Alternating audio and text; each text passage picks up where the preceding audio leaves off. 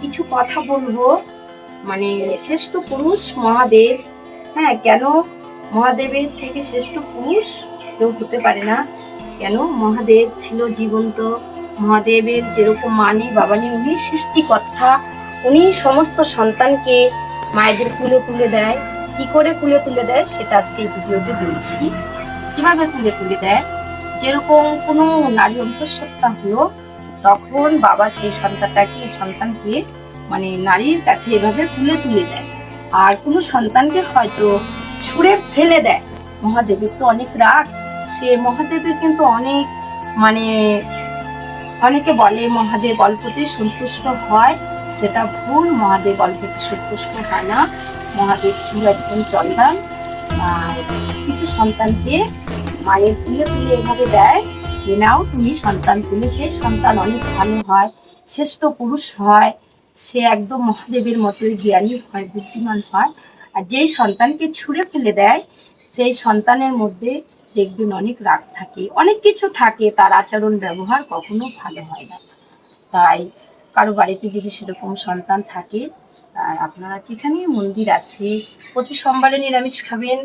মহাদেবকে মানে আমার এই বাবার উল্টো বেলপাতায় পুজো হয়, তো আপনারা গুরুরাজের নামে উল্টো বেলপাতা দিয়ে পুজো করবেন, অনেক ভালো থাকবেন। তাই এই ভিডিওতে আরো কিছু কথা বলছি। কেন?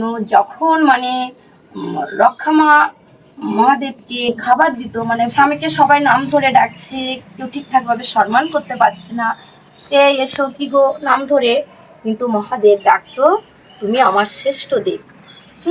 কিন্তু রক্ষা মায়ের ভীষণ রাগ।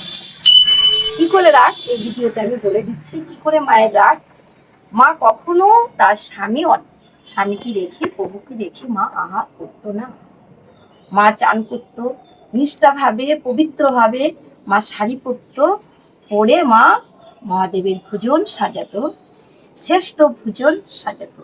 শ্রেষ্ঠ ভোজন হয়েছে আকন্দ গাছের গোটা, মানে বিভিন্ন আম, কলা, মিষ্টি, এগুলি মহাদেব খেতে ভীষণ পছন্দ করে।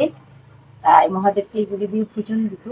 মহাদেব খেলে সতী সেই ভোজন আহার করতো রক্ষামা। কিন্তু মহাদেব কি করতো, একদিন সতীকে পরীক্ষা করেছিল, আজকে সতীর জন্য আমি একটু খাবার রাখবো।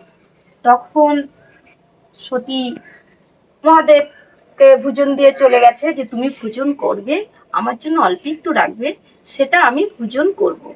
কিন্তু সেটা কি হলো, সেটা মহাদেব সেদিন সতীকে পরীক্ষা করেছিল যে আমি সতীকে আজকে পরীক্ষা করব, সতী আমায় কতটা ভালোবাসে।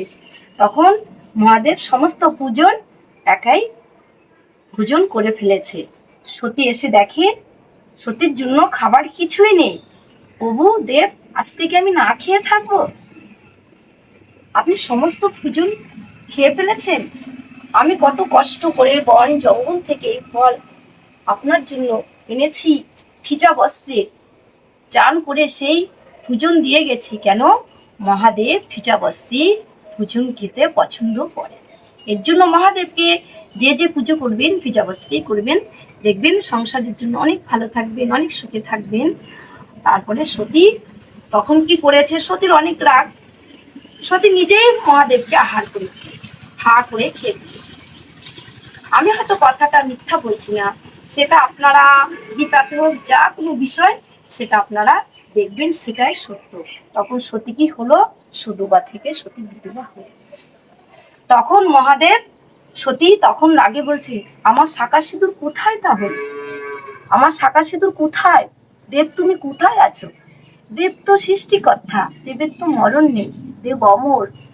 দেব জলে গিয়ে বসেছিল। সতী যখন কান্না করছে আর দেবের জন্য, যখন সতী মানে বলছে দেব আমার শাঁখা সিঁদুর তুমি ফিরিয়ে দাও, আমাকে তুমি ফিরিয়ে দাও, আমার শাঁখা সিঁদুর সুদবা করে দাও, আমি আর কখনো এরকম ভুল করবো না। তোমার ভোজন যখন আমি দেবো, তুমি পুরোটা যদি আহার করো, আমি কখনো সেই ভোজন খাবো না। তুমি সন্তুষ্ট হলেই সেটাই হবে আমার সন্তুষ্টি। তখন কি করবে? তখন মহাদেব জলের তল থেকে সব শুনছে যে সতী আরো কান্না করো। রক্ষামায়ের ভীষণ রাগ, সে আরো কান্না। সতী কান্না করতে করতে সতীর সমস্ত জামা কাপড় শাড়ি ভিজে যায়। আমার জগৎ জননী মা এক পেশ শাড়ি পরে আহার দিত দেবকে। সে আহার দেব সন্তুষ্ট হয়ে গেল। তখন সতীকে বলেছে জল থেকে, তখন মহাদেব প্রথমে বলেছে, দেখো সতী, আমার কোনো মরণ নেই, আমি তোমাকে এই পৃথিবীতে সৃষ্টি করেছি, আমি সৃষ্টিকর্তা।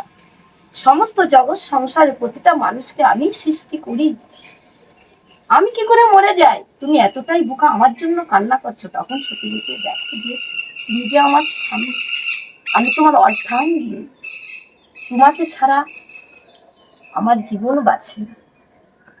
তখন বলেছে, তাহলে তুমি এখান থেকে চলে যাও, আমাদের নতুন করে আবার বিবাহ বন্ধন হোক, আবার বিয়ে হয়। সতী আবার সধবা। তাহলে সৃষ্টিকর্তা কি হলো? দেবের দেব মহাদেব। আজকের মতো এইটুকুই ভিডিও রাখছি। আমি এক মূর্খ নারী, ভিডিও কিরকম লেগেছে আপনারা কমেন্টে জানাবেন, আর সবাই বলবেন জয় মহাদেবের জয়।